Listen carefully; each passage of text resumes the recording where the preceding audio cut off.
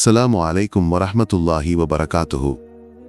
நண்பர்களே, சமீபத்தில் மஸ்ஜித் அல் அக்ஸாவின் கீழ் தோண்டப்பட்ட சுரங்கப்பாதையின் மீது உலகத்தின் கவனம் திரும்பிய ஒரு சம்பவம் நிகழ்ந்தது. செப்டம்பர் 15-16 தேதிகளில் இஸ்ரேலிய பிரதமர் பெஞ்சமின் நெதன்யாகுவும் அமெரிக்க வெளியுறவுத்துறை செயலர் மார்கோ ரூபியோவும் அந்த சுரங்கப்பாதைக்குள் ஒன்றாக பிரவேசிப்பதை உலகம் கண்டது. இது ஒரு சாதாரண சந்திப்பு அல்ல, மாறாக ஊடகங்களுக்கு கூட அனுமதி இல்லாத ஒரு இரகசிய நிகழ்வாக இருந்தது. அங்கிருந்து நெதன்யாகு கூறிய வார்த்தைகள் முஸ்லிம்களின் இதயங்களை பிளப்பதாக இருந்தன. அவர் துருக்கி அதிபர் ரஜப் தய்யிப் எர்டோகனை பார்த்து கூறினார், இந்த நகரம் எங்களுடையது, என்றென்றும் எங்களுடையதாகவே இருக்கும், இது ஒருபோதும் பிரிக்கப்படாது. ஜெருசலேம் முழுமையாக இஸ்ரேலின் கட்டுப்பாட்டில் உள்ளது என்றும் அதை ஒருபோதும் விட்டுக் கொடுக்க மாட்டோம் என்றும் அவர் உலகிற்கு ஒரு தெளிவான செய்தியை வழங்கினார். சர்வதேச சட்டங்களின்படி பாலஸ்தீனியர்களுக்கு சொந்தமான ஒரு இடத்தில், அதாவது அந்த சுரங்கப்பாதைக்குள் நின்று கொண்டு நெதன்யாகு இந்த அறிவிப்பை வெளியிட்டார் என்பதுதான் மிக முக்கியமான விஷயம். இப்போது கேள்வி என்னவென்றால், இஸ்ரேல் இந்த செய்தியை வழங்க இந்த சுரங்கப்பாதையை ஏன் தேர்ந்தெடுத்தது? நண்பர்களே, இது ஒரு சாதாரண சுரங்கப்பாதை அல்ல. யூதர்களின் வாதத்தின்படி அவர்களின் மூன்றாவது ஆலயம், அதாவது ஹைக்கல் சுலைமானி சாலமன் கோயில் எங்கு இருந்ததோ அந்த இடத்திலிருந்தே இந்த சுரங்கம் தொடங்குகிறது. இந்த பாரம்பரிய பாதை வழியாக அது நேரடியாக மஸ்ஜித் அல் அக்ஸாவின் கீழ் சென்றடைகிறது. பழங்காலத்தில் இங்கு ஒரு பெரிய வழிபாட்டு தலம் இருந்ததாகவும், ஆனால் காலப்போக்கில் போர்கள் மற்றும் படையெடுப்புகளால் அது அழிக்கப்பட்டுவிட்டதாகவும் யூத மதகுருமார்கள் கூறுகின்றனர். ரோமப் பேரரசும் பிற பேரரசுகளும் ஜெருசலேமை அழித்தன, மீதமிருந்தவை வரலாற்றின் பக்கங்களில் மறைந்து போயின. எனவே இந்த அகழ்வாராய்ச்சி ஒரு வரலாற்று உண்மையை வெளிக்கொணர்கிறது என்பது இஸ்ரேலின் வாதம். ஆனால் பாலஸ்தீனியர்களும் சுதந்திரமான தொல்பொருள் ஆராய்ச்சியாளர்களும் இதை ஒரு திட்டமிட்ட அரசியல் நடவடிக்கையாகவே பார்க்கிறார்கள். இதன் உண்மையான நோக்கம் உள்ளூர் மக்களை பலவீனப்படுத்துவதும் மஸ்ஜித் அல் அக்ஸாவின் அடித்தளத்தை தகர்ப்பதும் ஆகும் என்று அவர்கள் நம்புகிறார்கள். நீங்கள் கவனித்தால் இந்த சுரங்கப்பாதைக்கு மேலே பல நூற்றாண்டுகளாக பாலஸ்தீனியர்களின் வீடுகளும் கடைகளும் இருந்தன. இப்போது இந்த வீடுகளுக்கு கீழே பெரிய சுரங்கப்பாதைகள் கட்டப்பட்டதால் பல கட்டிடங்களின் அடித்தளங்கள் பலவீனமடைந்துள்ளன. இந்த அகழ்வாராய்ச்சி தங்கள் குடும்பங்களையும் வாழ்வாதாரத்தையும் ஆபத்தில் ஆழ்த்துவதாக உள்ளூர் மக்கள் கூறுகின்றனர். தங்கள் வீடுகளுக்கு கீழே வணிக மற்றும் அரசியல் நோக்கங்களுக்காக சுரங்கங்கள் கட்டப்படுகின்றன. இந்த சுரங்கங்கள் எதிர்காலத்தில் மஸ்ஜித் அல் அக்ஸாவை அடைந்து அதை உள்ளிருந்து பலவீனப்படுத்தக்கூடும். நண்பர்களே, இந்த நிலத்தடி சுரங்கங்கள் மற்றும் அகழ்வாராய்ச்சிகளின் ஒரு முக்கிய நோக்கம் உடன்படிக்கை பேழை அல்ல துசகீனாவின் பேழையை கண்டுபிடிப்பது என்று சில யூத அமைப்புகளும் பழமைவாத பிரிவுகளும் நம்புகின்றன. மஸ்ஜித் அல் அக்ஸாவின் வளாகத்தில், குறிப்பாக பூமிக்கு அடியில்தான் அந்த புனித பேழை புதைக்கப்பட்டுள்ளது என்பது அவர்களின் நம்பிக்கை.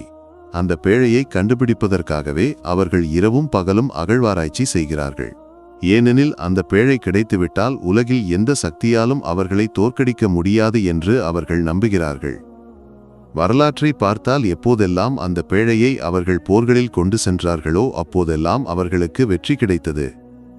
இந்த பேழை பனு இஸ்ரேல் சமூகத்திற்கு மரம் மற்றும் தங்கத்தால் செய்யப்பட்ட ஒரு பெட்டியாக மட்டும் இருக்கவில்லை, மாறாக அல்லாஹ்விடமிருந்து வந்த ஒரு சிறப்பு அடையாளமாக இருந்தது. மூசா நபிக்கு அல்லாஹ் தவ்ராத்தை அருளிய போது அதில் உள்ள சில புனித கட்டளைகளும் பலகைகளும் மற்ற புனித பொருட்களும் இந்த பேழையில்தான் வைக்கப்பட்டிருந்தன. பனு இஸ்ரேல் இந்த பேழையை தங்கள் கோத்திரத்தின் நடுவில் சுமந்து சென்றனர். போர் ஏற்படும்போது அவர்கள் இந்த பேழையை தங்கள் இராணுவத்திற்கு முன்னால் வைப்பார்கள். இது அல்லாஹ்வின் உதவிக்கான வழி என்று அவர்கள் நம்பினர்.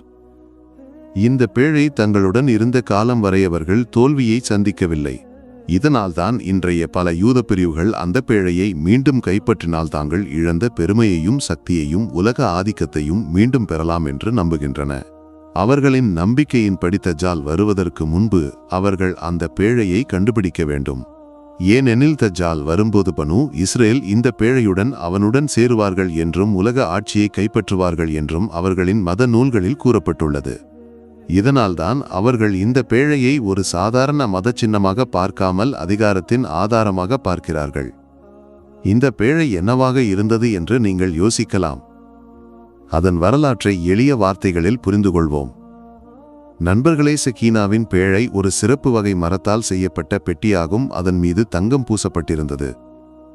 அதன் மேல் 2 தேவதூதர்களின் உருவங்கள் இருந்தன. அவற்றின் இறக்கைகள் ஒன்றோடொன்று இணைந்திருந்தன.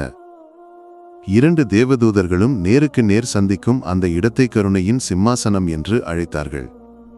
அல்லாஹ்வின் கட்டளைப்படி மூசா நபி இந்த பேழையை செய்தார். இதில் தவ்ராத்தின் பலகைகளும் மூசா நபியின் தடியும் மற்றும் சில புனித பொருட்களும் வைக்கப்பட்டிருந்தன. இந்த பேழை தங்களிடம் இருக்கும் வரை அல்லாஹ்வின் கருணை தங்களுடன் இருப்பதாக பனூ இஸ்ரேல் நம்பினர். அதனால்தான் எல்லா போர்களிலும் பயணங்களிலும் சோதனைகளிலும் அவர்கள் அதை தங்களுடன் எடுத்துச் சென்றனர். ஆனால் காலம் கடந்தது. பனூ இஸ்ரேல் கீழ்ப்படியாமையை காட்டத் தொடங்கிய போது அல்லாஹ் அவர்களிடமிருந்து தனது அருளை திரும்ப பெற்றுக்கொண்டான். சகீனாவின் பேழை அவர்களிடமிருந்து தொலைந்து போனது. எதிரிகள் அந்த பேழையை கைப்பற்றி கொண்டதாக சில செய்திகள் கூறுகின்றன. ஆனால் கீழ்ப்படியாத மக்களுக்கு அதன் அருள் கிடைக்கக்கூடாது என்பதற்காக அல்லாஹ்வே அதை பூமியில் மறைத்துவிட்டதாகவும் கூறப்படுகிறது. அந்த பேழை ஏதேனும் ஒரு மலையிலோ அல்லது குகையிலோ புதைக்கப்பட்டுள்ளது என்று நம்புபவர்களும் உள்ளனர். சிலர் அது மஸ்ஜித் அல் அக்ஸாவின் கீழ் புதைக்கப்பட்டுள்ளது என்று கூறுகிறார்கள். இஸ்ரேலிய அரசாங்கமும் பழமைவாத பிரிவுகளும் மஸ்ஜித் அல் அக்ஸாவின் கீழ் சுரங்கங்களை தோண்டுவதற்கு இதுவும் ஒரு முக்கிய காரணம். அந்த புனித பேழை இன்னும் அங்கே எங்காவது இருப்பதாக அவர்கள் கருதுகின்றனர். இந்த சுரங்கங்களின் நோக்கம் தொல்பொருள் ஆராய்ச்சி மட்டுமல்ல, உலகம் முழுவதையும் ஆளத் தங்களுக்கு உதவும் என்று அவர்கள் நம்பும் ஒன்றை கண்டுபிடிப்பதும் தான் என்பதை நீங்கள் யோசித்தால் புரியும். இந்த பேழை அவர்களுக்கு வெறும் வரலாற்று அல்லது மதச்சின்னம் அல்ல. மாறாக அதை மீண்டும் கைப்பற்றினால் சக்தி இராணுவ வெற்றி மற்றும் அரசியல் மேலாதிக்கத்தை பெறுவதற்கான ஒரு இரகசிய திறவுகோலாகும். பழங்காலத்தில் பனூ இஸ்ரேல் இந்த பேழையின் அருளால் வெற்றிகளை பெற்றது போல இன்று உலகின் எல்லா போர்களிலும் வெற்றி பெற அவர்கள் விரும்புகிறார்கள். அதனால்தான் அவர்கள் இரவும் பகலும் மஸ்ஜித் அல் அக்ஸாவின் கீழ் அகழ்வாராய்ச்சி செய்கிறார்கள். அவர்கள் பாலஸ்தீனியர்களின் வீடுகள் இடிந்து விழுவதைப் பற்றியோ, மஸ்ஜித் அல் அக்ஸாவின் அடித்தளம் பலவீனமடைவதைப் பற்றியோ, முஸ்லிம் உலகின் உணர்வுகள் புண்படுவதைப் பற்றியோ சிந்திப்பதில்லை. நண்பர்களே, சகீனாவின் பேழையுடன் யூத பிரிவுகள் தங்கள் தயாரிப்புகளின் ஒரு முக்கிய பகுதியாக கருதும் மற்றொரு விஷயம் உள்ளது. அதுதான் 3வது ஆலயம்.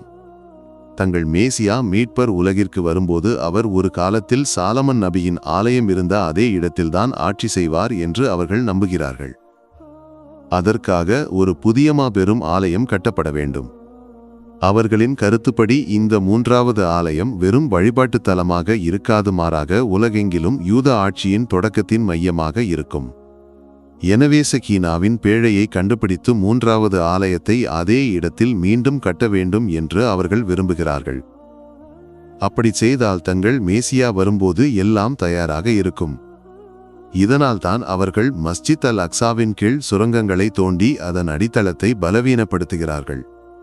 மஸ்ஜித் அல் அக்ஸாவை அங்கிருந்து அகற்றி சாலமன் நபியின் ஆலயத்தை மீண்டும் கட்டுவது தங்கள் கனவு அல்லமாறாக தங்கள் பணி என்று சில மத தீவிரவாத குழுக்கள் வெளிப்படையாக கூறுகின்றன. இதற்காக அவர்கள் சிறப்பு நிறுவனங்களை உருவாக்கியுள்ளனர். ஆலயத்தின் கட்டுமானத்திற்கான பொருட்கள், ஆடைகள் மற்றும் பலியிடப்படும் விலங்குகளை கூட அவர்கள் தயார் செய்து வைத்துள்ளனர். எவ்வளவு சீக்கிரம் அந்த இடத்தை சுத்தம் செய்கிறார்களோ அவ்வளவு சீக்கிரம் தங்கள் மேசியா வருவார் என்றும் உலகில் பனூ இஸ்ரேலின் ஆட்சி நிறுவப்படும் என்றும் அவர்கள் நம்புகிறார்கள். இப்போது கேள்வி என்னவென்றால், அவர்களுக்கு அந்த பேழை கிடைத்தாலும் உலகை ஆள முடியுமா? ஒரு மரப்பெட்டியால் அவர்களுக்கு அவ்வளவு சக்தி கிடைக்குமா? நண்பர்களே, இது சிந்திக்க வேண்டிய விஷயம். சக்தி என்பது எந்த பொருளிலும் மட்டும் இல்லை. நம்பிக்கை, நீதி, நேர்மை, இறைவனின் திருப்தி இல்லாமல் எந்த மக்களும் வெற்றி பெற முடியாது. ஒரு சமூகம் அடக்குமுறை, அநீதி, சதி ஆகியவற்றின் பாதையில் செல்லும்போது அவர்கள் நீண்ட காலம் நிலைக்க மாட்டார்கள் என்பதற்கு வரலாறு சாட்சியாக உள்ளது. எனவே நாமும் விழிப்புடன் இருக்க வேண்டும். இதையெல்லாம் வெறும் கதைகளாகவோ கட்டுக்கதைகளாகவோ கருதி புறக்கணிக்க வேண்டாம். இவையெல்லாம் ஒரு பெரிய திட்டத்தின் ஒரு பகுதியாகும். சகீனாவின் பேழையை கண்டுபிடிப்பதாக கூறி இஸ்ரேல் மஸ்ஜித் அல் அக்ஸாவின் அடித்தளத்தை தோண்டுகிறது. நண்பர்களே, உண்மைகளை புரிந்து கொண்டு நமது வரலாற்றை அறிந்து நமது புனித தலங்களை பாதுகாப்பது நம் அனைவரின் கடமையாகும். அப்போதுதான் நாங்கள் விழித்திருக்கிறோம் என்றும் மஸ்ஜித் அல் அக்ஸாவை ஒரு வெற்று மைதானமாக நாங்கள் பார்க்கவில்லை என்றும் உலகிற்கு சொல்ல முடியும். அல்லாஹ் பாலஸ்தீன மக்களை பாதுகாப்பானாக. ஆமீன். அஸ்ஸலாமு அலைக்கும் வரஹ்மத்துல்லாஹி வபரகாத்துஹ்.